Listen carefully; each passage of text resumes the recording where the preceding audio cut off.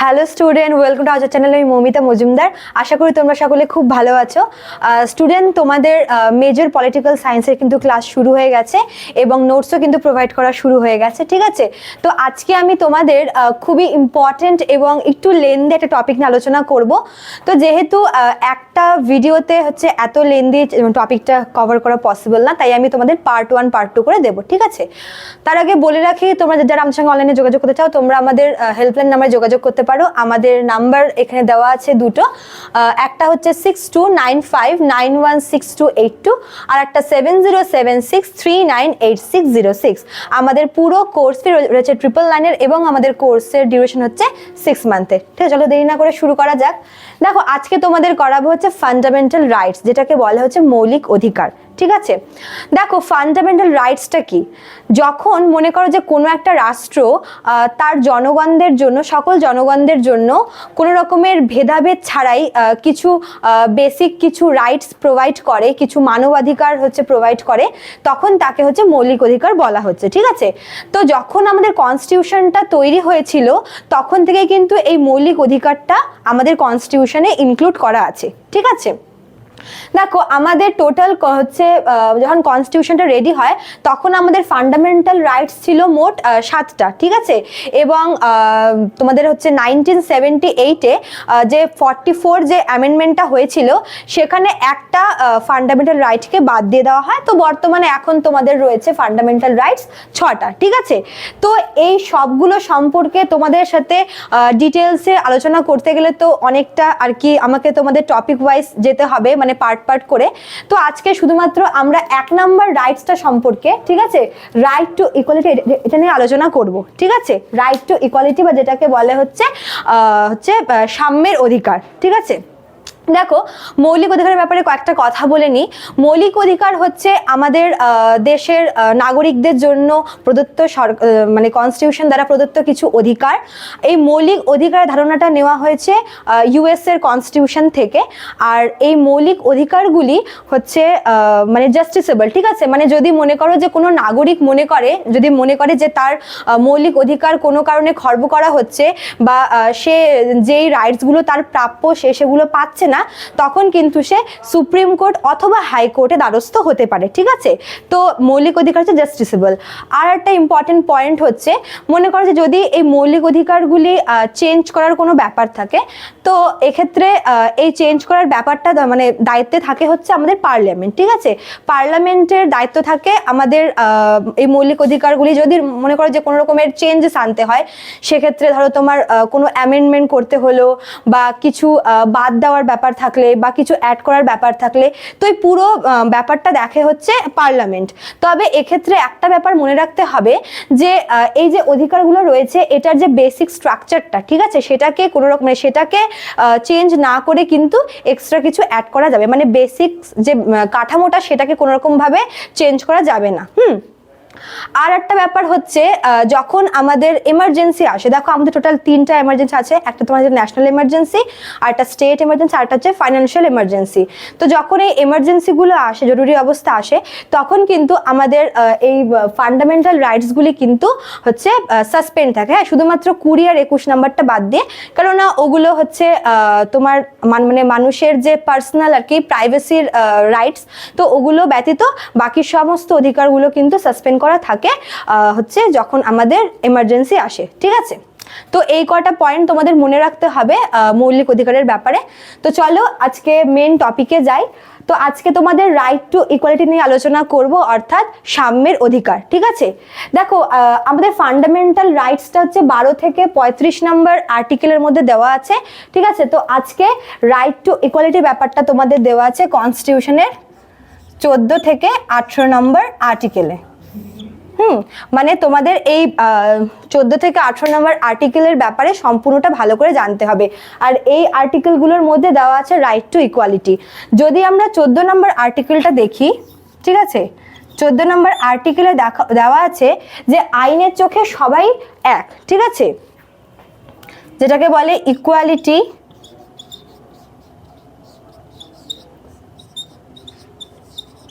Before law, ঠিক আছে? এটা মানে কি ইকুয়ালিটি বিফোর ল মানে কি আইনের চোখে সবাই সমান। দেখো আমাদের ভারতীয় ভূখণ্ডে যত আর কি জনগণ রয়েছে, ঠিক আছে, বিভিন্ন কাস্ট থেকে, বিভিন্ন হচ্ছে তোমার ধর্মের লোক বাস করে, বিভিন্ন বর্ণের লোক বাস করে, জাতির লোক বাস করে। তো এই আর্টিকেলটায় বলা হয়েছে যে আইনের কাছে কোনো রকমের ভেদভাব ছাড়া প্রত্যেকে সমান, ঠিক আছে, মানে আইন প্রত্যেকের জন্য মানে প্রত্যেকে সেম ভাবে ট্রিট করবে, ঠিক আছে।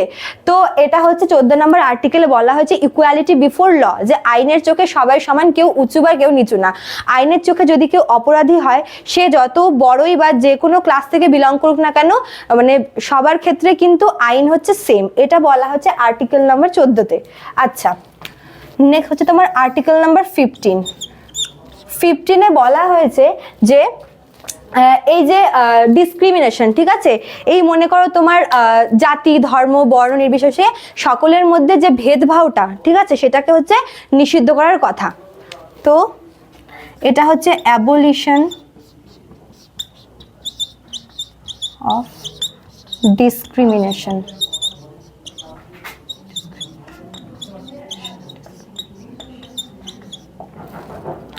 অর্থাৎ এই যে মানুষের মধ্যে যে ভেদভাব করাটা, যে বৈষম্যটা, সেটাকে হচ্ছে দূর করার কথা বলা হয়েছে। অর্থাৎ আমাদের দেশে জাতি, ধর্ম, বর্ণ নির্বিশেষে সকলকে সেম ভাবে ট্রিট করার কথা বলা হয়েছে।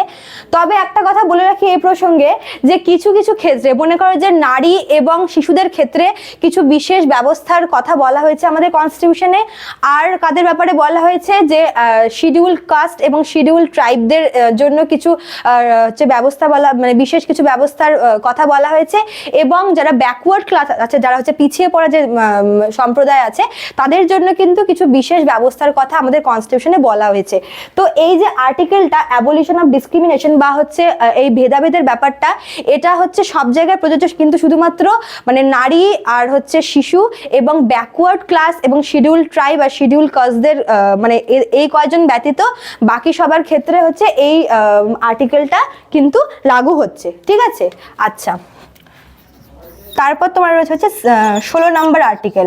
16 নম্বর আর্টিকেলে বলা হয়েছে যে এমপ্লয়মেন্ট,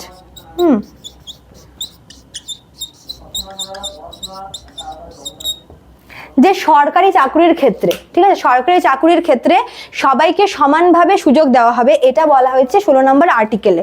তবে একটা ব্যাপার এখানে বলতেই হবে, যে হচ্ছে পিছিয়ে পড়া সম্প্রদায়ের জন্য এবং তপশিল জাতি এবং ট্রাইবালদের জন্য কিন্তু কিছু রিজার্ভেশনের ব্যবস্থাও আছে, যেটা হচ্ছে আমরা প্রত্যেকেই জানি। তো এটা বাদ দিয়ে বাকি সকলের ক্ষেত্রে, চাকরির ক্ষেত্রে, সরকারি চাকরির ক্ষেত্রে সবাইকে সমানভাবে কিন্তু মানে দেখা হচ্ছে এবং সবাইকে সমান সুযোগ দেওয়া হবে, এটা বলা হয়েছে 16 নম্বর আর্টিকেলে, ঠিক আছে। আচ্ছা, তারপরে রয়েছে 17 নম্বর আর্টিকেল। এখানে বলা হয়েছে অ্যাবলিশন অফ আনটাচেবিলিটি।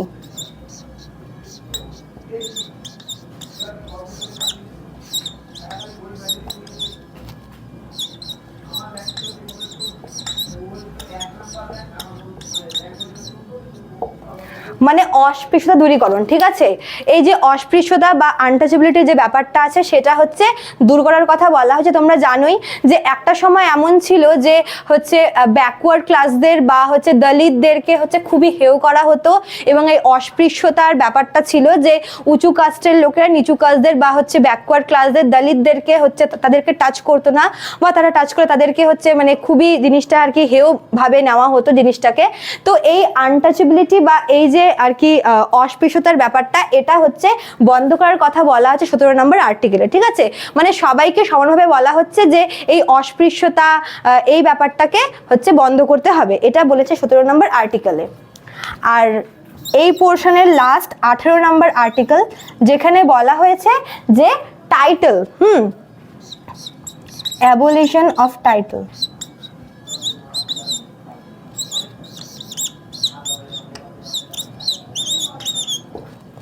পেনের এটা প্রবলেম হচ্ছে। আচ্ছা, টাইটেল মানে বিভিন্ন খেতাবগুলি, ঠিক আছে, যে মানে তারা হচ্ছে মানে দেশের জনগণ কোনো রকমের কোনো খেতাব বা টাইটেল ব্যবহার করতে পারবে না। তারা যে সমস্ত মনে করে যে জাতীয় খেতাব, মনে করে যে পদ্মশ্রী বা ভারতরত্ন বা যে কোনো জাতীয় খেতাব তারা হচ্ছে মানে ইউজ করতে পারবে না, ঠিক আছে।